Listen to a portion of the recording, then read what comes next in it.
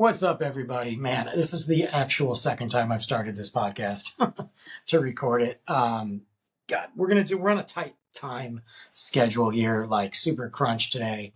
I have so much going on. Shocker, right? Big deal. Brandon has a lot going on. Um, I think the sound is better. I hate this microphone. My microphone, this guy back here, I really enjoyed it. It's not working. I can't figure out why. And this current microphone I have is okay. It's okay. It's a little metallic-y at times, but the sound is vibing. I'm feeling it based on what I've done in certain areas. I'm about to change it all up again before you guys even seen it, and I'll get to that story later. Doesn't matter though. But I'm on a tight schedule. I've got a timer set for what I want to do for the show. Hopefully, it doesn't feel rushed. But I've got to record this. I've got to record 2 more shows tomorrow. I only have 2 shows in my tank right now. So if I don't get to record tomorrow, then I can at least know the end of the month or the rest of the month is solid. But I was hoping to get 2 more so I could have the first 2 weeks in April. It's exhausting, guys, and the way that social media has been lately, and the way that podcasting has been lately, it's taken a lot out of me to even want to do it anymore.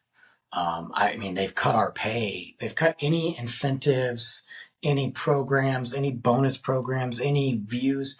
They have cut the way that they've paid it. So a lot of times it's like, dude, these content creators are making a ton of money. I'm going to tell you right now, there are people that are way better than me, that have done this longer, that have better setups, better production, better everything, that have millions and millions of views that don't make that much money.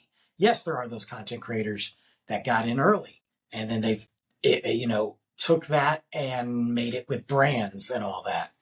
100%. Back when I used to get sponsorships on the podcast, like Summer Moon, and then I had that, totally forgot who they were, but the tattoos, the people I use for tattoo care, that I was making good money. And then a lot of those have dried up. There are some other ones out there. I've got a couple that I put some links on, and it's cool, but anyway, at this point, it's not about the money. I think it's never been about the money, but I think more importantly, it's just about having fun and connecting with people and laughing and diving serious. Lately, it's been serious.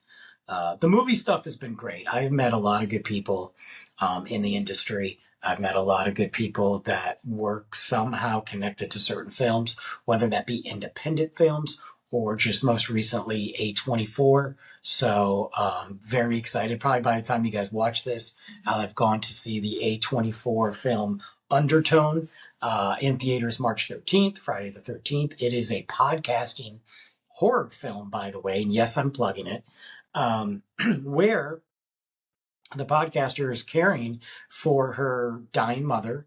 And she started this podcast. It's almost like a paranormal podcast. And she's kind of looking into different things. Some are fake, some are real, but she gets sent these sounds that end up being very real and have a dark history. And when I say the trailer, and you guys can watch it on my social media, whoa, I just kicked the table or kicked the desk.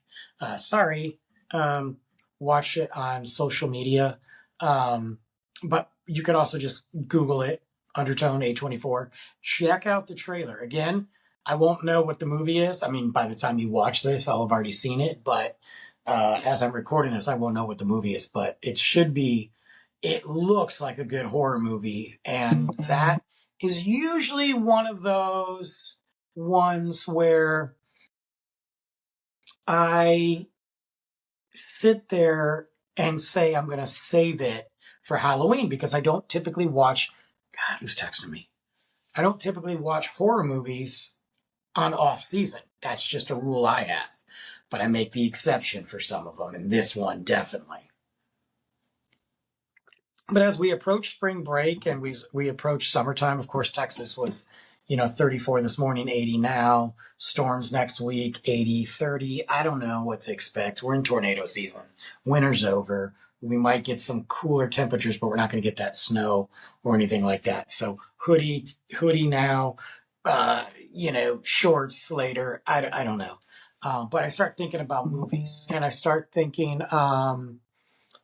movies. My phone is blowing up, and I'm annoyed because I thought I put it on Do Not Disturb, but apparently not. Um, that being said,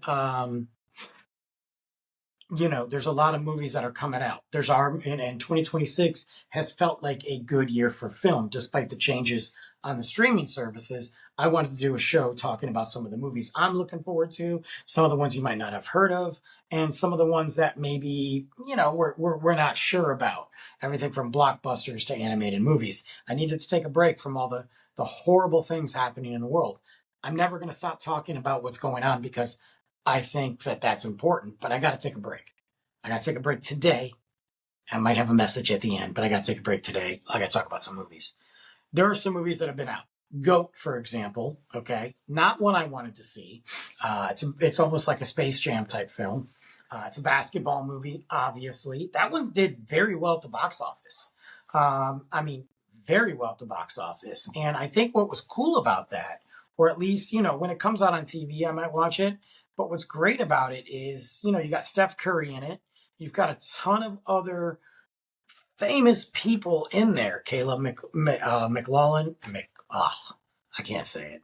You'll know Caleb, Stranger Things. David Harbour, also Stranger Things. But you've got all these people in there. And what is about? It's about a goat playing basketball. So it's got that dual thing there. And it's getting really good reviews. It's getting really good box office. Like it's making good money at the box office.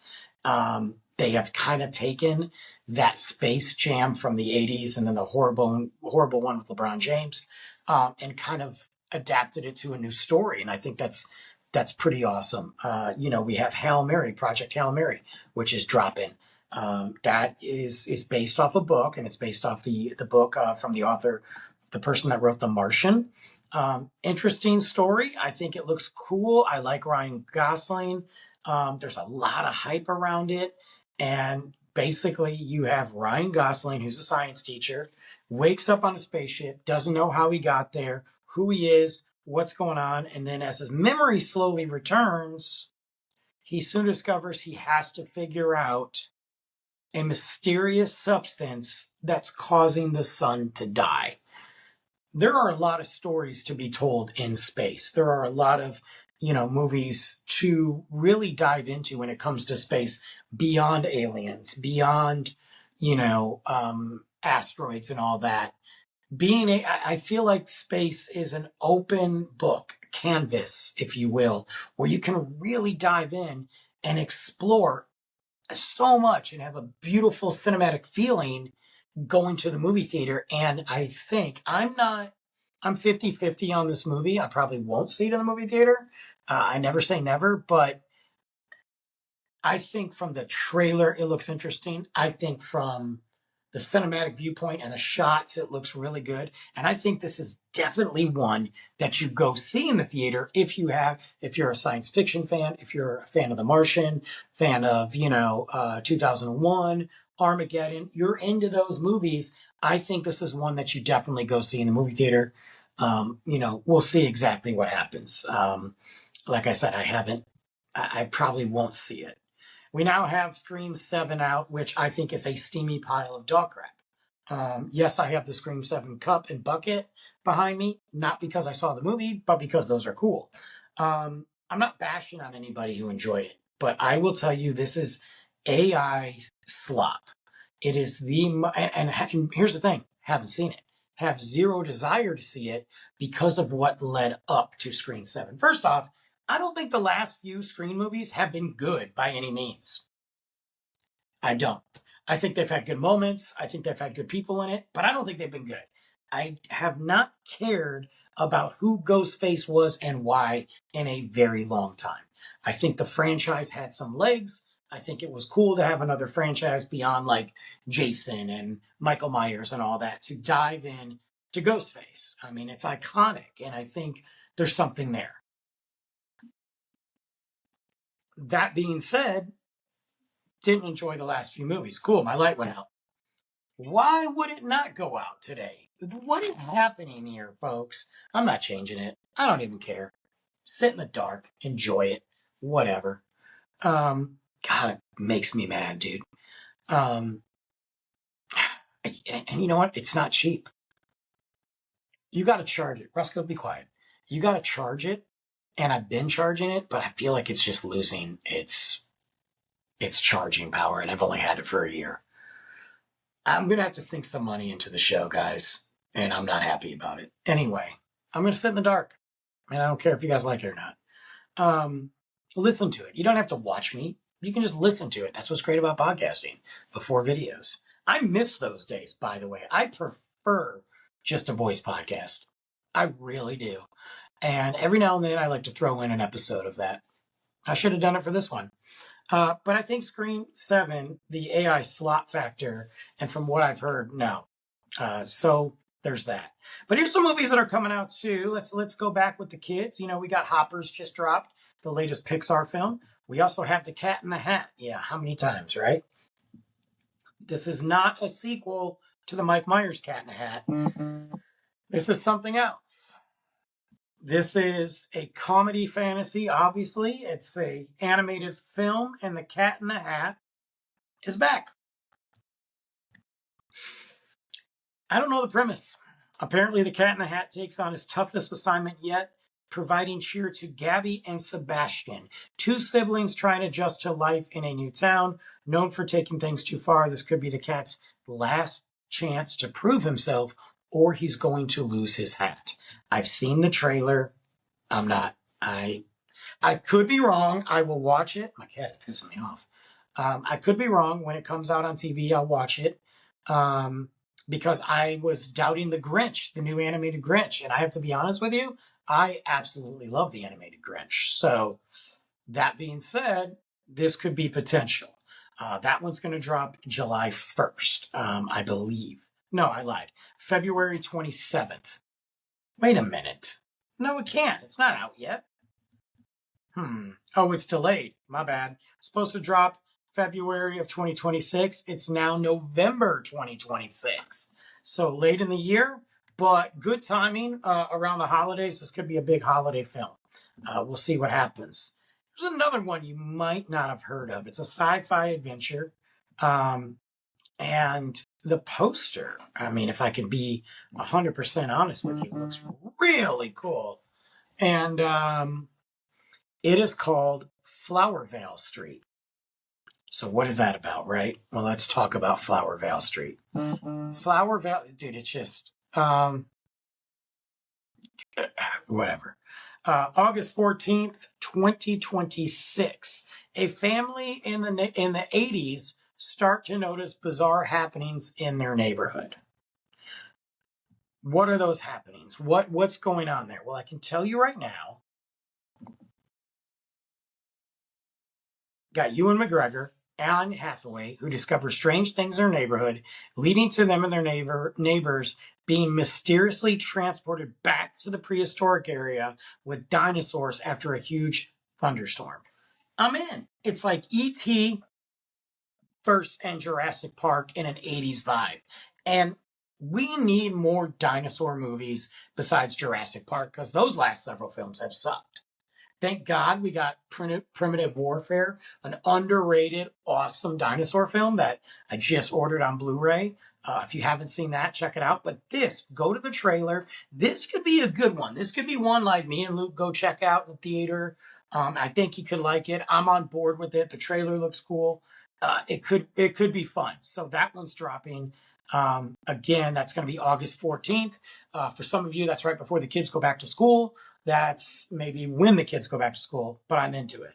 I think one of the biggest ones coming up that we got to talk about on the animated side is the Super Mario Galaxy movie, the sequel to the animated film, the Mario film. And I am excited because I thought the first one was so good. I thought the animation was peak, and some of the voice casting has been wild, but it works. And now we're hearing that Childish Gambino is going to voice Yoshi.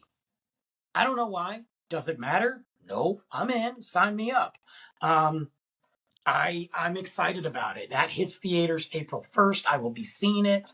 I mean, it's going to be based off the 2007 video game Mario Galaxy and the 2010 sequel, as well as Nintendo's whole Mario franchise. So they're going to pull pieces. So we're going to see stuff from the classic Mario Brothers games. But what I loved about it was it felt so real. It felt like Mario. And for those that played the games, you saw a lot. For those that are familiar with some of the games, but not the later or maybe not the earlier, you still felt like you were part of this movie. I think this movie hits $1 billion. I really do. This one's going to be good. All my Mario fans, check that out. I'm excited about this. Let's go to some other ones. Let's get to some adult films here. Not those type of films. Watch your mouth. Obviously, we had 28 years later the Bone Temple drop. Have not seen that, but that was a big conversation. Gosh, for some movies that are dropping in 2026. Let's also look at some of these big ones, guys. Because what we need to think about are some of these bigger films that are dropping, and I think we have to talk about it. We've got Christopher Nolan and Matt Damon's massive film, The Odyssey, drops this year. We also have Ready or Not 2. That's huge. But some of the key movies, obviously January 16th, 28 years later, that was a big deal. We also have Dune Part 3, huge. We got to talk about Avengers, and I got to spend some time on Avengers Doomsday. Avengers Doomsday, guys, is around the corner, and we've seen nothing. 4 separate teaser trailers sent that way on purpose that tell a bigger story. The Russo brothers have clues in those trailers. If you're like me, you don't want those clues until after the movie, maybe. After you've seen it, then you can go back and dissect. I watched them the first time, each one. I will not watch them again. I want to be as surprised as possible as I go see this on opening night. This is big because the MCU has had some ups and downs and had some really kind of stagnant lately for a while. Really, since the Kang introduction and the way that they handled Kang. I don't blame that on the Jonathan Majors situation. I blame that on the way they handled Kang, period. Do I think Kang was the right choice? I still don't have a problem with it. Do I think that it was the right choice to let him go? Don't have a problem with it. I think that Disney took a cop-out because they weren't getting the results that they wanted. That's the reality. I think the way they treated that King in Ant-Man, in Quantumania, which had some good moments to it, but also didn't. I think that was ridiculous. I think, honestly, Ant-Man, somebody should have died in that film, and Kang could have been sucked into another timeline or something. But Ant-Man should have died. Somebody should have died, and they didn't, and it was a waste. I'm not going to sit here and talk about the Kang situation because I've talked about it time and time again. You have the Marvels. That movie was it was really not that good. But you've had some other interesting things, on the Disney Plus shows. I thought Wonder Man was an excellent show. I thought Thunderbolts was a great movie. I liked Daredevil the next round. I'm going to even like the next one. I thought that Miss Marvel, was that it? Yeah, Miss Marvel, the young one. I thought that her show was great. She-Hulk, not so much. Had moments, but it just didn't work overall as a show. They tried something new. The animated zombies, absolutely. The what ifs, absolutely. But as a movie, Thor: Love and Thunder, Fantastic Four was a really. I need to go back and watch it again. But they handled Galactus really well, and it was a really good way to start and introduce the Fantastic Four. Robert Downey Jr. as Doctor Doom is wild to me. They are going to have to play this really, really good, or it's going to be a problem for people. And I think it's already started some confusion with the casual fans of the film. People are like, no, he's just going to be a variant. No, he's a Tony Stark variant who turned into Doom. They're diving into the comics. The reality is, we won't know, but I don't think the Russo brothers, I don't think Robert Downey Jr. comes back to play Doom, besides the money, and he doesn't need it unless it's a really good concept and a really good script, and he doesn't come back for anybody but the Russo brothers. That being said, we are going to see some of the end, the true end, once again, to some of those Fox mutants that we love so much, the X-Men. Because these are not going to be the X-Men that are going to lead the new MCU. Patrick Stewart, Ian McKellen, like, poor Patrick's going to die again. But Xavier's just been killed so many times. But I think we're going to see the Magneto that we love. He played a great Magneto. It just, they weren't great movies. But putting him in a role where he can unleash his fury and giving us some epic dialogue, I'm in. We saw the trailer with Cyclops. We now have some Black Panther stuff. We're getting some of these people back. This is not going to be a cameo. I think the next film will, more than anything. I think Secret Wars, absolutely, because that's what Secret Wars has to be.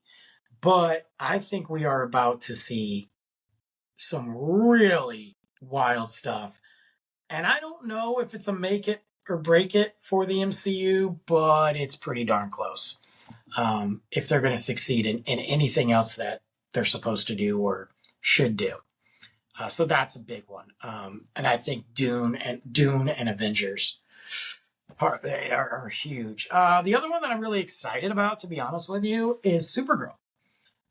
There's a lot riding in the air, or riding up in space in the air, and riding on how the success of DC's next films are.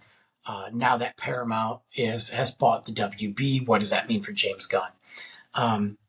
I do see fears in James Gunn's style that he's going to, I don't want to say Guardians of the Galaxy everything, but he's going to have that humor. He's going to have that Peacemaker, Suicide Squad, Guardians type humor and everything. And we don't need that in everything. I need to go back and watch Superman again because I enjoyed it. I am more excited about Supergirl, not just because of the way she looks, although there's nothing wrong with that. But I'm not going to be a creep. But I'm excited because seeing an unhinged Supergirl from this particular storyline and these particular comics is what I want to see. Having Jason Momoa as Lobo is what we all want to see. This is his role. He is going to fit. As long as they let Lobo be Lobo, we are about to get. And don't let it be the end of Lobo either. Don't just do a one-shot with him. Let's dive in. So I'm curious how they're going to do that. I'm curious if they're going to tie anything into Superman.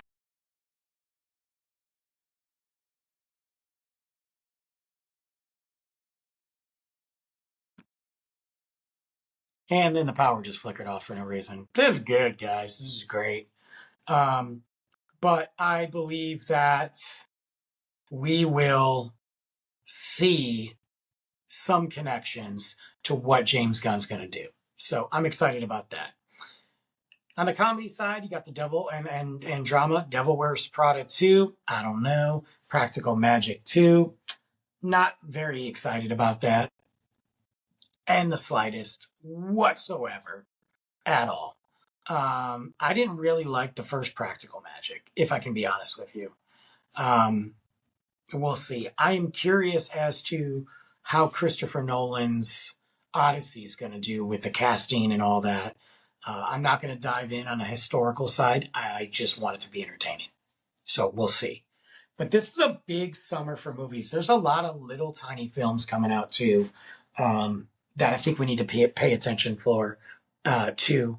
And I'm talking about ones that are just going to cinema. I'm not looking at this is dropping on Netflix, this is dropping on HBO Max, this is an original Amazon.